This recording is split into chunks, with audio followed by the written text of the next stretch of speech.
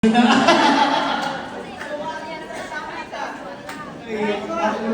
make it sure yun kung masabi ka ng tao. And then, usap ko ng reason. And wala sa usap kung ano, saan yung tao sa relationship.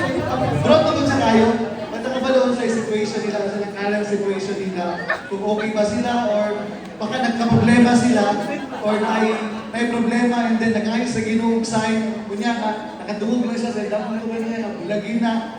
So, stupid, pero ano yun, no? When your relationship is right with God, and your purpose is, no? Kasi ang purpose ni mga nung nagkuyag-kuyag is, kung para lang na sa imuhang kanang, at sa leisure ni mo, walang, kalabaligaw lang ka, para ino lang ka nang uyab, bulagi na. Bulagi na, aron bulagi na yan.